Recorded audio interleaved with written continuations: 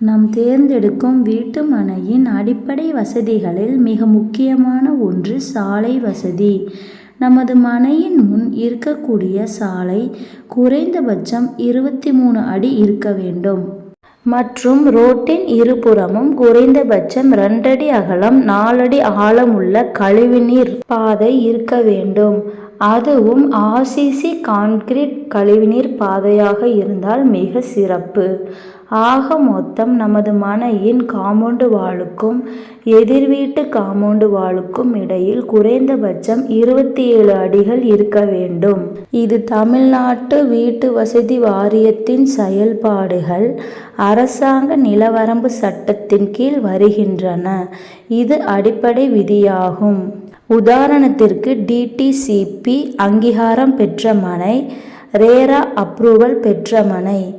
இந்த வரைமுறையின் படி இருக்கக்கூடிய சாலையின் பகுதியில் நிலம் வாங்கினால் வீடு கட்டுவதற்கு அரசாங்க அனுமதி பெறுவது மிக எளிதாக இருக்கும். நம் வீட்டின் முன் வரக்கூடிய சாலை தார் ரோடாக அல்லது கான்கிரீட் சாலையாக இருக்க வேண்டும். அப்போதுதான் குறைந்தபட்சம் 10 முதல் 15 ஆண்டுகளுக்கு சாலை பழுதாகாமல், மழைநீர் தேங்காமல், கனரக வாகனங்கள் சென்றாலும் பழுதடையாமல் இருக்கும். நம் புதிதாக வீட்டுமனை வாங்கி வீடு கட்டும் போது சாலை வசதி மிக மிக முக்கியம் என்பதை நம் கருத்தில் கொள்ள வேண்டும்.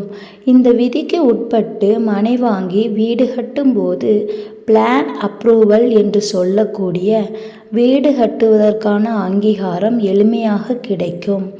விலை குறைவாக கிடைக்கிறது என்பதற்காக நம் சாலை வசதிகள் இல்லாமல் வண்டி தடம் இட்டாரி என்று சொல்லக்கூடிய 10 அடி முதல் 15 அடி அகலமுள்ள சாலைகளில் இடம் வாங்கினால் வீடு கட்டி வாழ்வது மிக சிரமமாக இருக்கும்.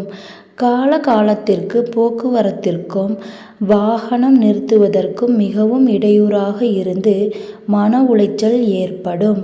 ஆகவே இந்த விஷயத்தில் கவனமாக இருக்க வேண்டும்.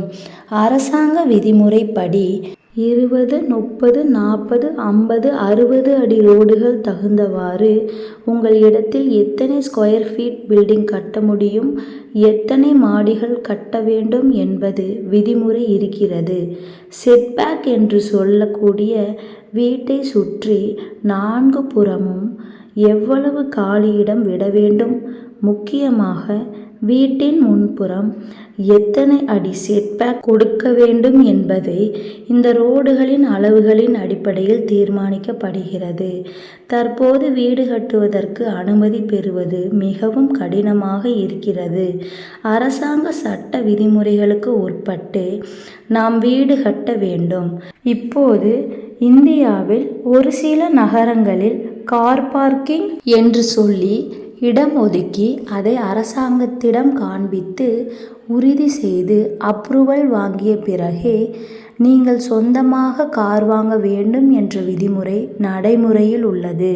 மற்றும் நமது மனையின் அருகில் வரக்கூடிய முக்கிய பிரதான சாலை குறைந்தபட்சம் 30 முதல் 40 அடி ரோடாக இருக்க வேண்டும்.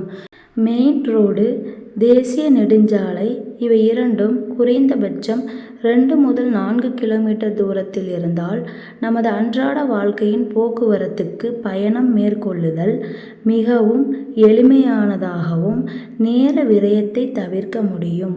வீட்டின் மனையை வாஸ்துவின்படி எவ்வளவு துல்லியமாக தேர்ந்தெடுக்கிறோமோ அதுபோலவே நமது வீட்டு மனையிலிருந்து ஆரம்பித்து தேசிய நெடுஞ்சாலை வரை இணைக்கக்கூடிய சாலை மேற்கண்டவாறு இருப்பது மிக சிறப்பானது மற்றும் அடிப்படையானது.